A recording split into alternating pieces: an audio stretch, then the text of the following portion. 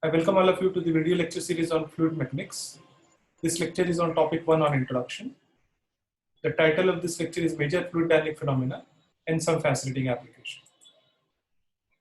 This lecture is presented with the help of 9 different problems. Let me first present the learning objective for this topic.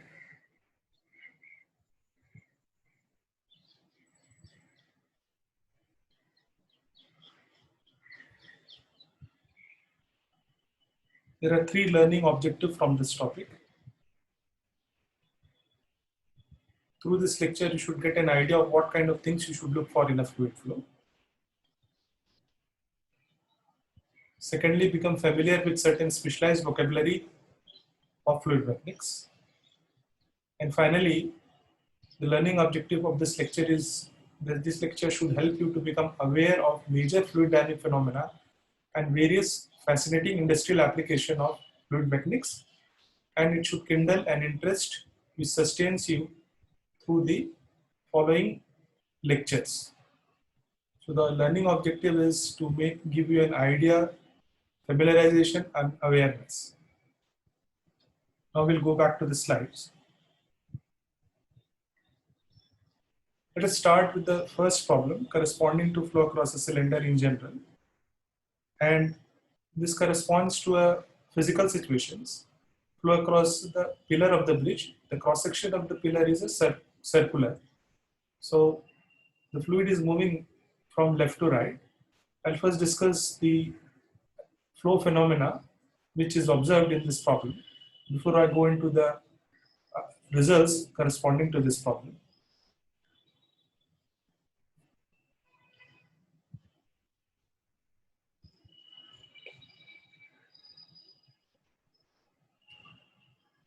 This slide shows you the free stream flow. The fluid far away is moving with a horizontal velocity u infinity and vertical velocity is equal to 0. What is shown here is the fluid. The brown line here shows what we call a streamline. So this is the roadmap or pathway in which the fluid is moving. The fluid enters here horizontally, then it moves down, and then it goes up, and then it goes horizontally. So when the fluid is moving from here to here, it is found that the cross-sectional area is reducing. And from here to here, the cross-sectional area is increasing. So the fluid, when it is moving and the cross-sectional area is reducing, this is similar to a flow situations which is observed in a nozzle. So the flow regions are demarcated here. From here to here, along the flow direction, the cross-sectional area is reducing, whereas when it's flowing from here to here, the cross-sectional area is increasing, which is shown by this diffuser. So this leads to a flow situations where if you consider the inlet velocity as u1 and outlet as u2, similarly for pressure. So it is found that for this case, the velocity is increasing along the flow direction, so the flow is accelerating. Vice versa, for this situation, the velocity is reducing, but the flow is decelerating. And when the flow accelerates, the pressure reduces, and when the flow decelerates,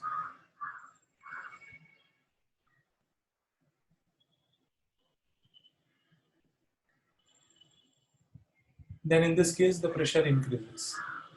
So it is like when you are flowing along the flow direction, if the pressure is increasing along the flow direction, then this is the case.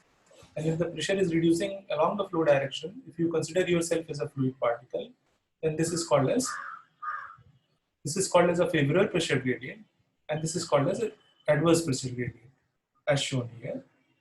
So if you consider the pressure gradient along the flow directions, if you consider yourself to be a fluid particle, and along the flow direction, if the pressure is reducing, then it is called as a favorable pressure gradient, and vice versa, it is called as an adverse pressure gradient. Why it is favorable and adverse, it will be discussed little later. If you consider the pressure variation over the surface of the cylinder, it is shown here. It can be seen that the pressure on the front half of the cylinder is larger, and on the rear half of the cylinder it is smaller.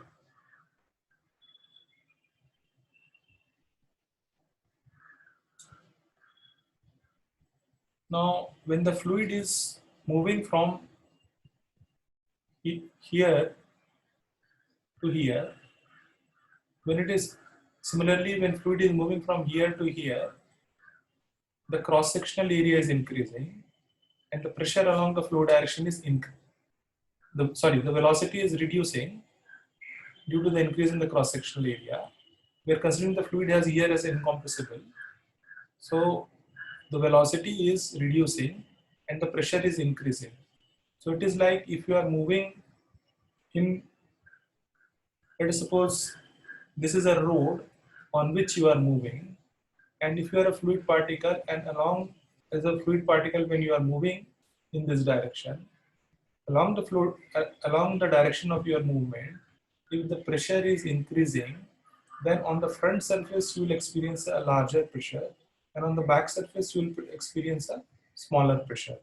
So the larger pressure on the front surface will try to decelerate you. So this is called as adverse pressure gradient, because slowly your momentum will reduce because you experience a resisting pressure force. Vice versa, in this case, if you are as a fluid particle, if you are moving horizontally and along the flow direction, if the pressure is reducing, then on the front surface you experience a low pressure, and on the back surface you experience a larger pressure. So there is a net pressure force which pushes you, and the velocity is increased along the flow direction.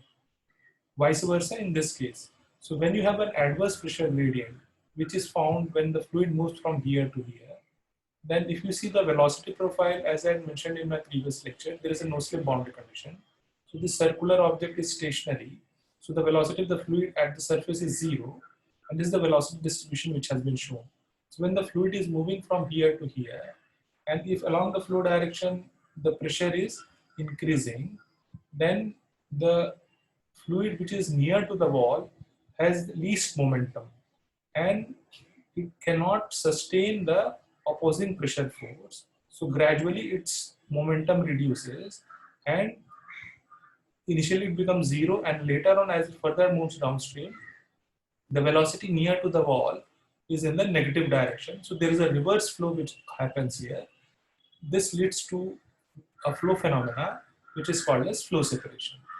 So due to this flow separation, you have a low pressure region on the backside of the rear half of the cylinder, and you have a larger pressure on the front half of the cylinder, and this difference in pressure leads to a net pressure force along the flow direction, which is presented here as drag force. In the later slide, it will be shown that there is a pressure variation on the upper and lower half also of the cylinder, which leads to a force in the vertical direction, which is called as a lift force. Let us go back to the slide for further discussion. A non-dimensional form of the lift force is shown here, and drag force, which is called as lift coefficient and drag coefficient.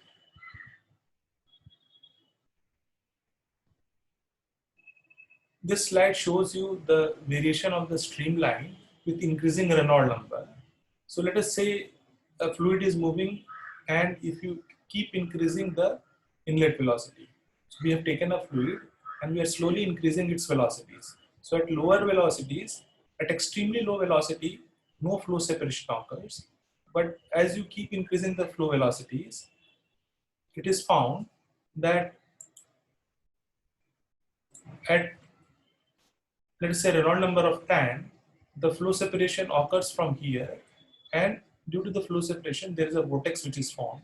The top half you have a clockwise vortex, and the bottom half you have an anti-clockwise vortex. To increase the velocities further, inlet velocities, which is u infinity, what you find that the size of this recirculating twin vortex has increased. Note that in this case, the direction of the vortex is determined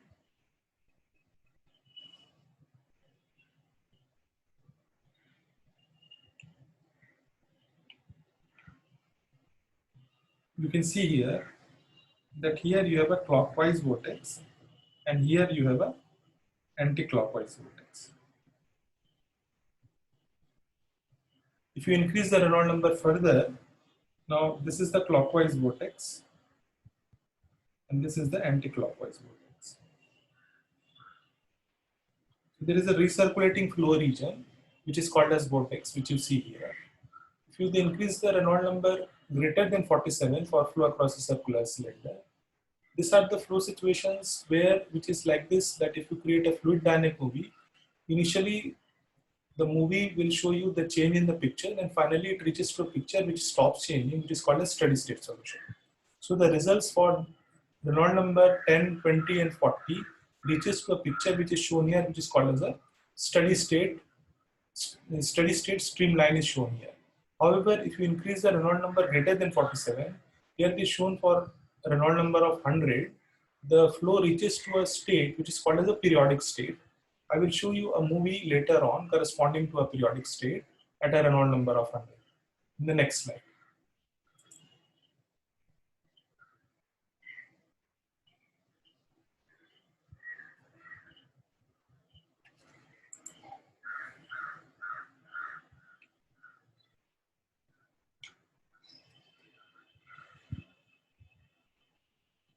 Here a fluid dynamic movie is shown here, where in this case, if you can see, the arrows which are shown here corresponds to the velocity vector and the color which is shown here corresponds to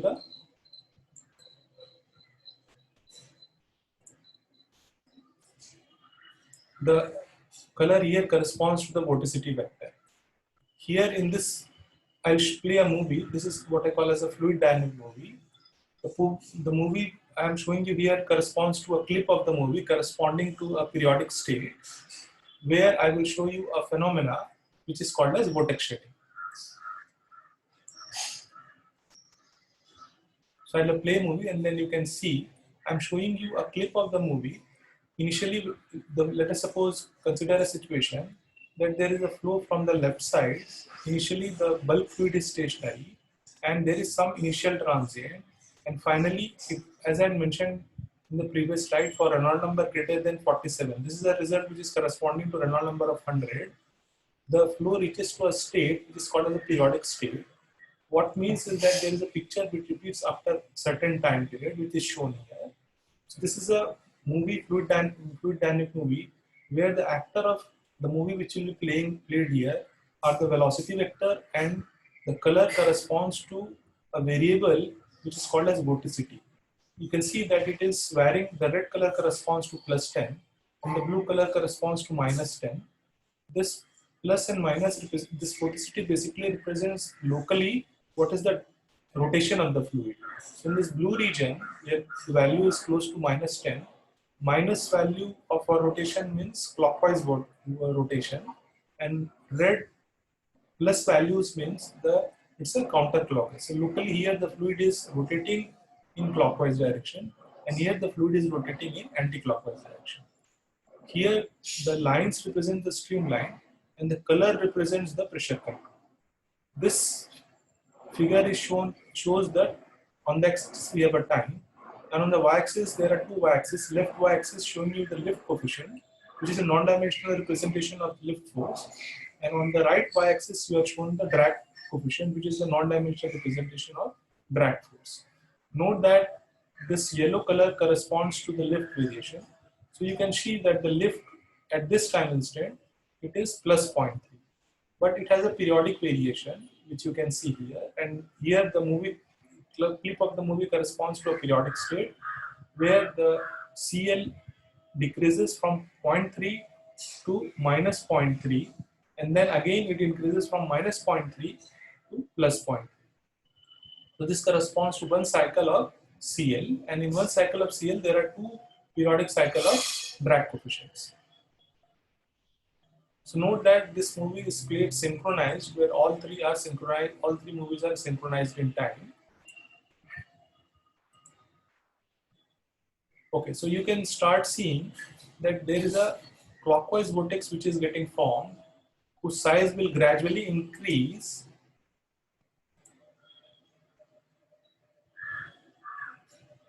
and then it reaches to a certain maximum size, and then it breaks away from the rear surface of the cylinder.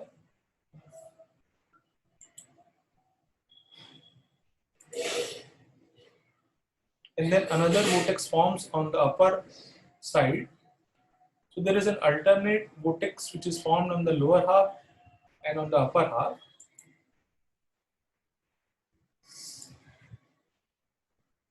Of the cylinder. Note that here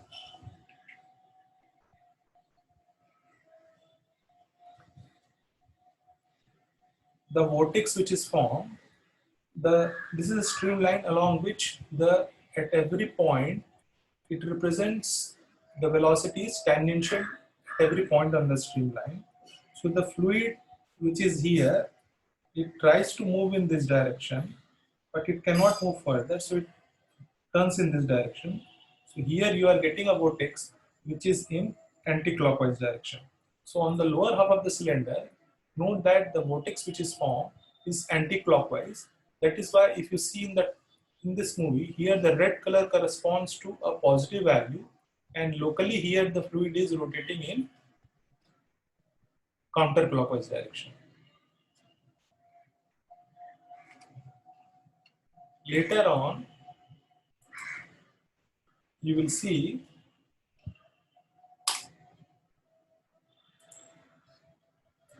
that the size of the counterclockwise vortex reaches to a maximum size, and then it breaks away. This is called as vortex shedding.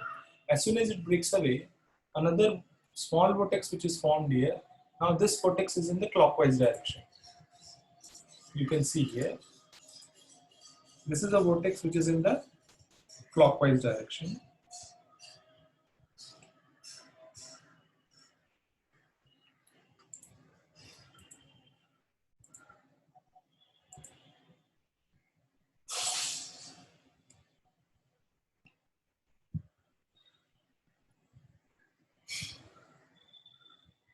So alternatively, you see a clockwise vortex and an anti-clockwise vortex on the rear half of the cylinder. You should also note that the pressure, the blue, here the color corresponds to the pressure, and the dark blue region corresponds to here, let us say minus 0.4, and the red region corresponds to plus 0.58. So on the front half of the cylinder, you see that the color is close to red. On the rear side, you see a color which is close to blue. So the pressure on the front half of the cylinder is larger as compared to the rear half. So the larger pressure on the front half causes a net pressure force along the flow direction, which leads to the drag force. If you see the pressure variation, compare the pressure variation from on the top half and the rear half. At this time instant, you can see that this vortex give you a signature of low pressure region. So if you see at this time instant, the vortex is formed on the lower half. So there is a low pressure on the lower half as compared to upper half. So this leads to a lower pressure on this vortex is a signature of lower pressure. Lower pressure on the lower half leads to a lift force which is in the vertical direction, a vertically upward direction. And later on, now you will see, sorry, this is seen more clearly in this figure. Let me show you here. This is corresponding to 4 different time instants. Let us compare the pressure variation for B as compared to, this is B where the CL is plus 0.3, and this is D where the CL is minus 0.3. So if you compare the pressure distribution of B as compared to C, you can see on the top half there are much larger portion of the cylinder, upper half of the cylinder, which is exposed to smaller pressure. So smaller pressure on the upper half leads to a lift force which is plus 0.3, which is vertically upward. Whereas if you compare the pressure distribution here at a later time instant, you see that the lower pressure is on the lower half of the cylinder. So there is a downward lift force, which is where that's why the CL is minus 0.3 here. So with this, I am showing you here the instantaneous picture at 4 different time instants, and I showed you movie in the previous slide.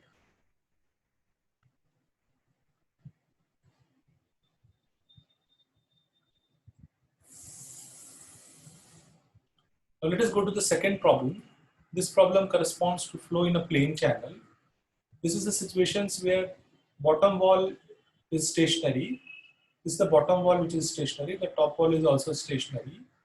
These are two flat plates and the fluid is flowing in between the two walls. So the fluid is entering with a constant velocity u infinity naught. And as soon as it enters the velocity, enters this channel, there is a velocity gradient which sets up and there is a growth of a boundary layer.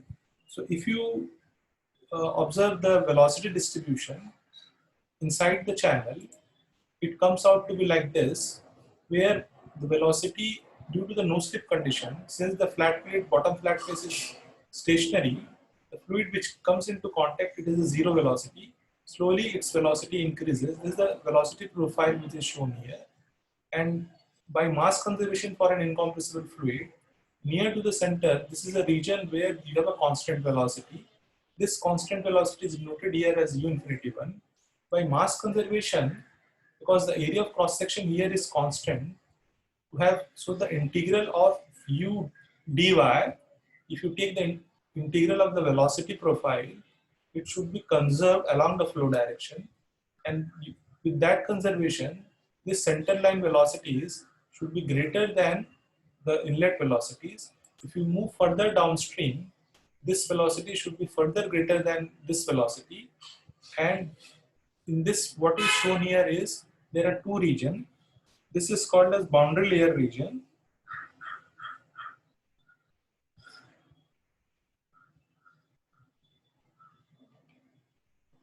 and this region is called as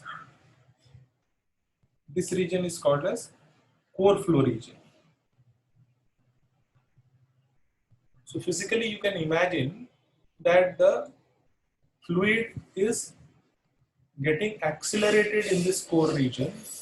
It is entering, so there is a vertical line of fluid which is accelerating. So in the core flow region, the streamwise velocity is increasing, whereas in the boundary layer region, you find that the due to the viscous, uh, there is a stickiness between the different layers of the fluid.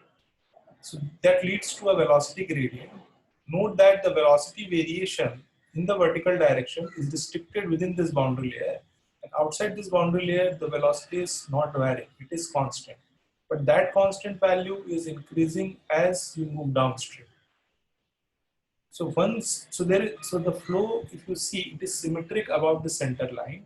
On the upper half and the lower half, you have a symmetric flow, symmetric velocity distribution that leads to a symmetric boundary layer growth. So the two boundary layer meets at this location.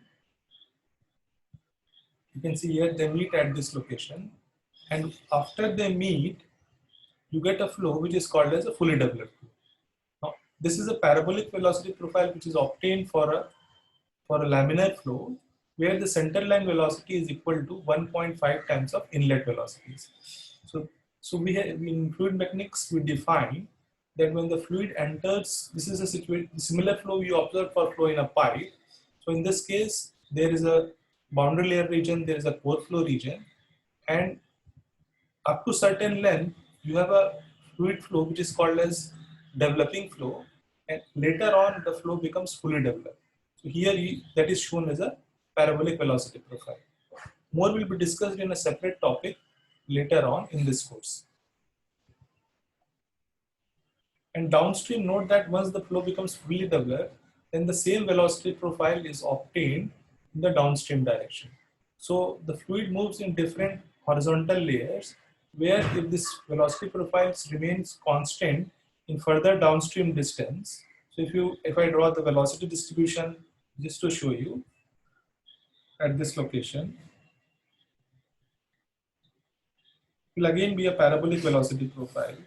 So the fluid du by dx in this case is equals to 0 in the fully developed situation. So the acceleration of the streamwise acceleration becomes 0 under fully developed condition.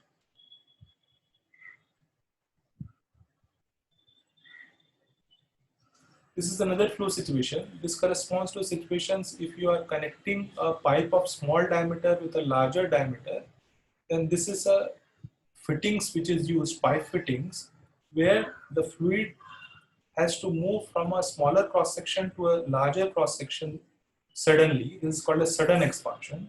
So the fluid initially, what is shown here is a streamline. This is a streamline. So the fluid moves horizontally, but at this point it separates and it moves in this direction. So at this corner, the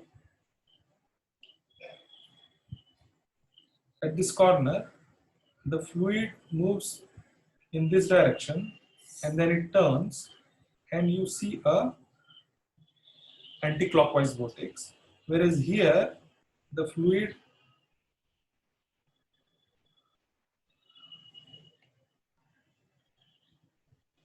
moves like this. So here what we call as anti-clockwise vortex is formed, and here a clockwise vortex is formed. So this flow separation and vortex formations leads to the loss of energy, which we want to avoid.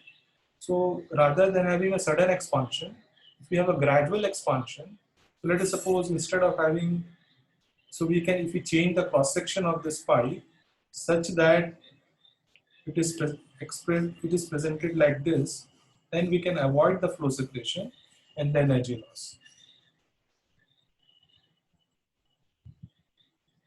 This is an opposite flow situation where a larger pipe is connected to a smaller pipe.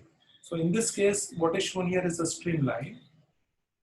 Now here again, when the fluid tries to adjust itself from a larger cross section to a smaller cross section, a flow separation occurs, and at this corner, now the fluid here tries to move in this direction. It cannot go out and then it turns like this. So here you get a anti-clockwise vortex, and here you get a clockwise vortex. Here again, we should avoid sudden contraction because this vortex formation leads to energy loss. And when it tries to enter the smaller cross section, there is again flow separation which occurs here, which is in the anti-clockwise direction here and in the clockwise direction. The smallest region which is shown here, this is the region of smallest cross section. This is for the flow, and this is called as vena contracta.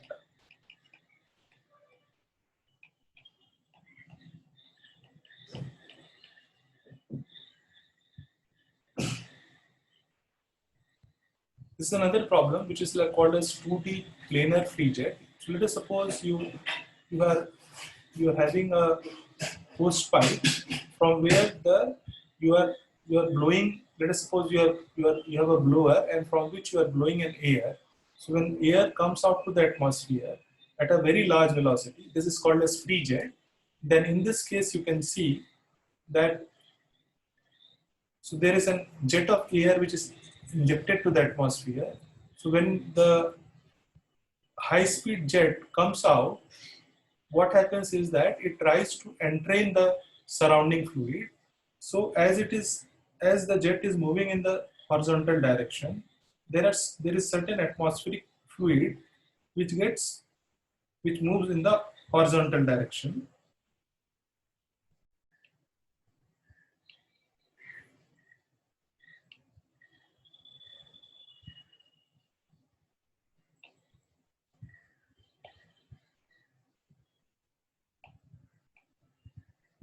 So there is an atmospheric fluid which gets entrained.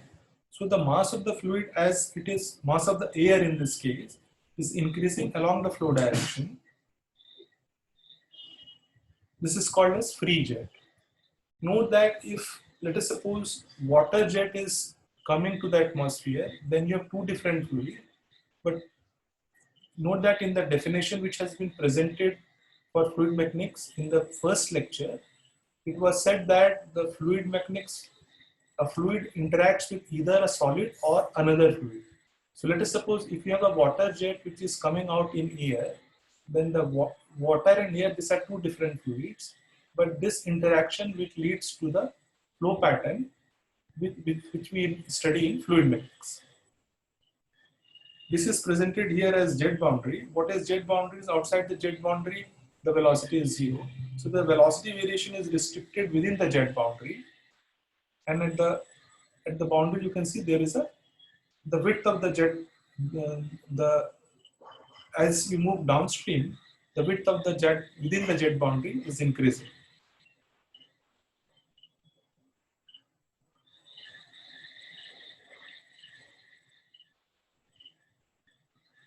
This is a problem which is called as mixing layer.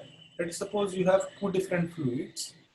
The upper layer which is moving with a larger velocity and the lower layer which is moving with a smaller velocity. Now in this case, whenever they come into contact, let us suppose you have a flat plate. Let us suppose here you have a flat plate and you have a larger fluid with larger velocity moving at the top. The fluid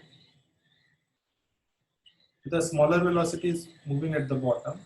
Once they come into contact here, then the interaction between these two fluids, so note that the fluid which is presented here is the same fluid. It's just that the velocity of the upper layer of the fluid is larger and the lower layer, the velocity is smaller. So when they come into contact with each other, the upper layer tries to reduce the velocity. So upper layer tries to increase the velocity of the lower layer. Vice versa, the lower layer of the fluid tries to increase the velocity of the upper layer.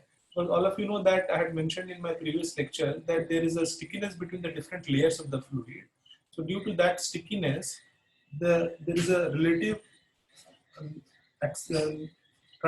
acceleration or deceleration of the fluids, and this leads to a velocity gradient near to the point where they are meeting. So there is a region in which you observe there is a velocity gradient, which is represented here by boundary layer as shown here. So you see that the velocity variation outside this boundary layer is equal to this velocity, and the velocity variation is restricted within this narrow region which is called as boundary layer. If you consider flow over a flat plate, then it's called as wall bounded shear layer. Whereas in this case, there is no solid boundary which is creating this boundary layer. So that's why here it is called as free shear layer. In fluid mechanics, we talk of two types of shear layer. Wall bounded layer, where there is a velocity gradient is seen or shear is there near to the wall for flow over a flat plate. Whereas here there is no solid surface which is causing the boundary layer. So this is called as free shear layer.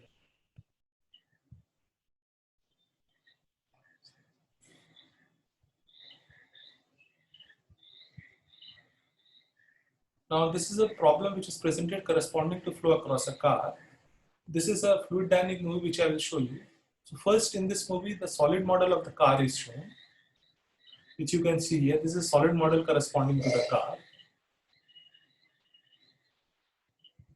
And then now the velocity distribution which is shown here is at a particular time instant, these are the different planes at this time instant in which what is shown here is the velocity vector. In this plane, the velocity vectors are shown here, and there are two planes, one in this plane and another in this plane.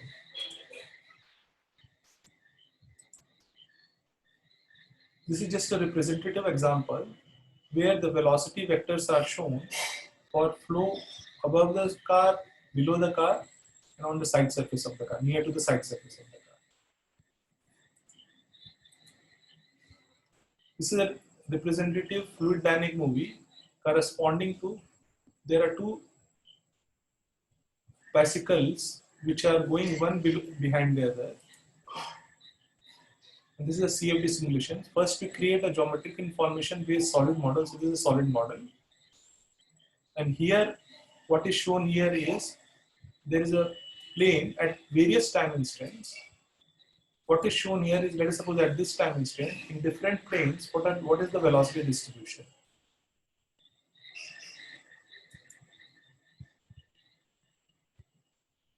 So this is an animation corresponding to velocity distribution at different time instants. Velocity distribution is shown at different planes. This is a 3D simulation.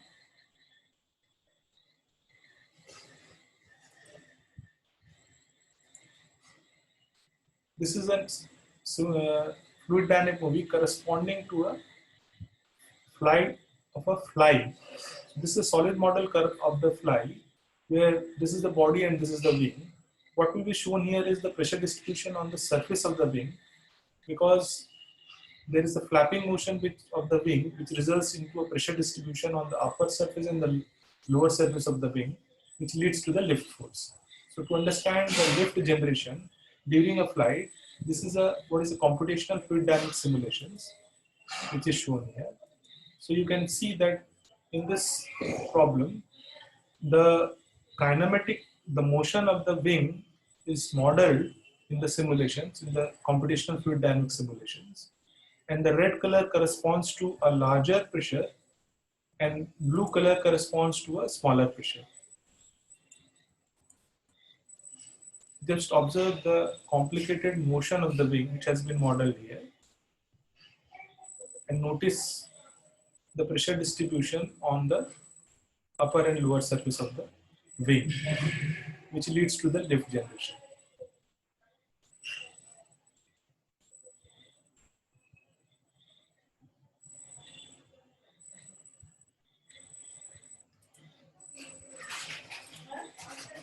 This is again a computational fluid dynamics movie corresponding to fish-like undulating hydrofoil.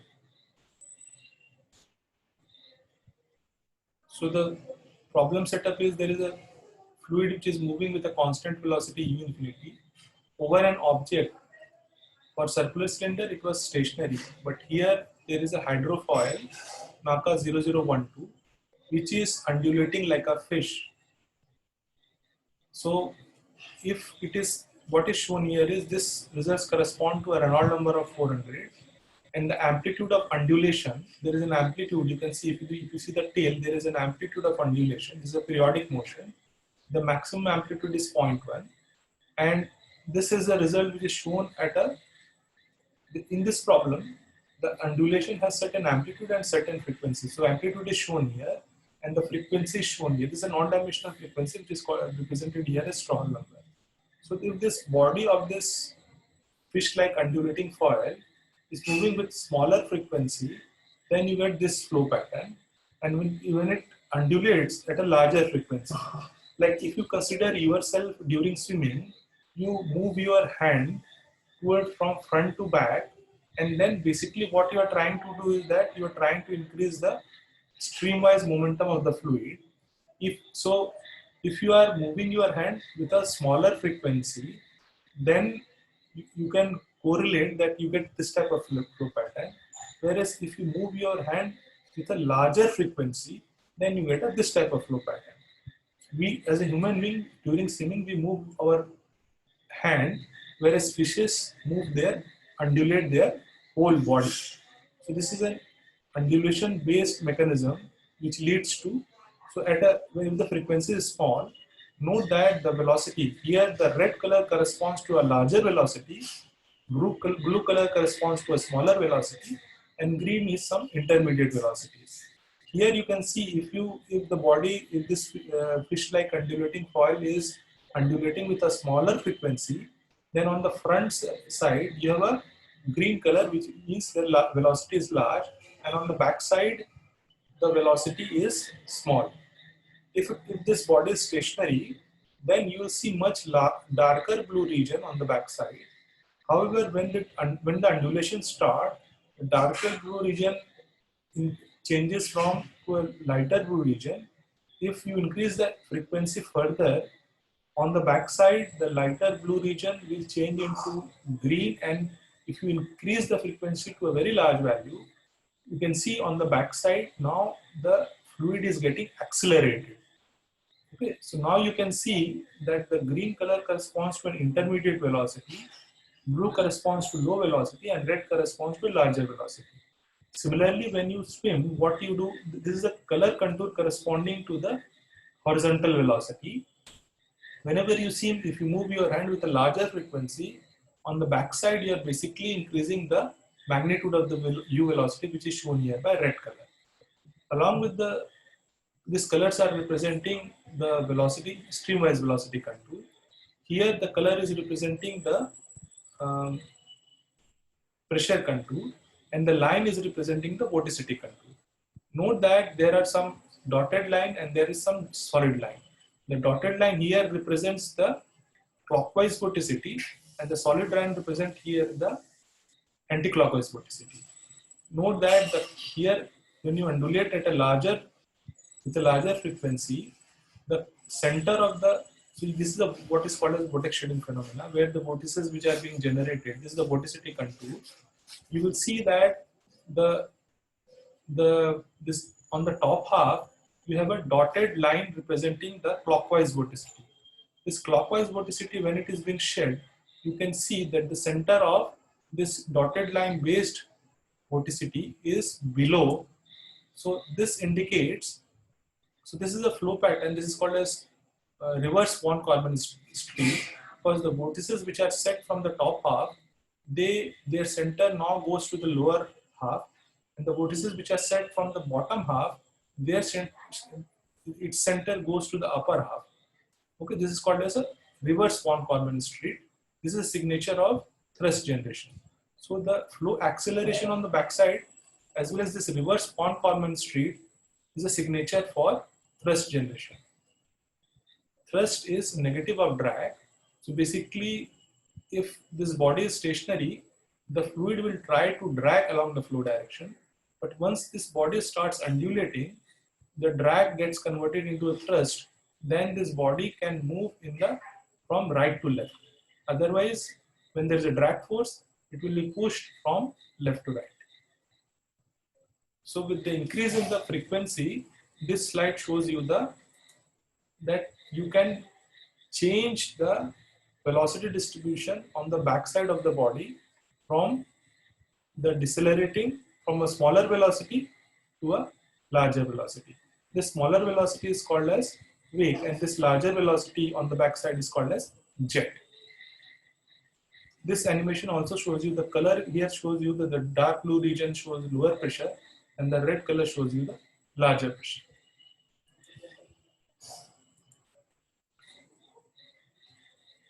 This is a movie for corresponding to single fish, three fish-like undulating body, and a multiple fish-like undulating hydrofoil in V formation.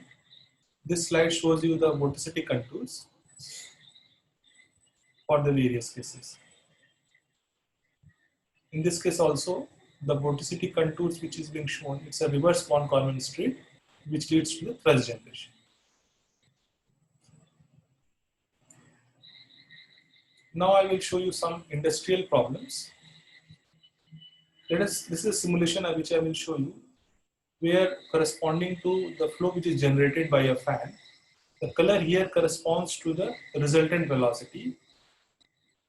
First, we create the solid model of the fan, and at a particular time instant, this is the velocity distribution and different planes. So near to the fan, you can see the red color near to the fan, the velocity is large. It is 8 meters per second, red color. And the blue color, you can see that the velocity is close to 0. This is a 3D simulation, and this figure shows, this movie is showing you the result corresponding to a particular time instant, with a plane moving from across the fan. This is a solid model corresponding to a power transformer, where we use a fan to cool the external surface of the transformer, where inside there is a oil which is used to which is used for cooling, And here I am showing you a computational fluid dynamics simulation for if the fan is arranged in such that there is a horizontal flow over the power transformer. In this case, there is a vertical flow over transformer. So we are basically comparing the horizontal versus vertical fan flow across a power transformer. The movie which I am showing you corresponds to a velocity distribution which is varying from 0 meter per second to 8 meter per second. This is for horizontal flow. This is a fan. There are 3 fans, and these are power transformer.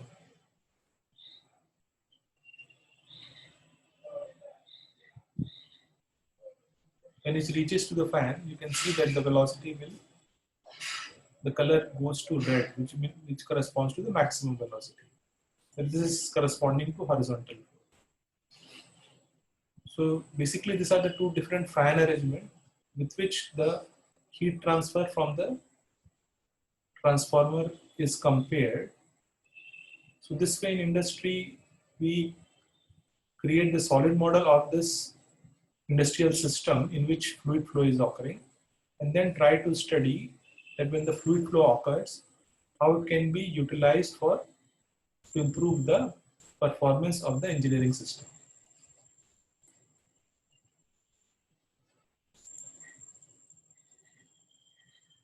With this, I had come to the end of this lecture, and these are some of the reference books. Thank you for your attention.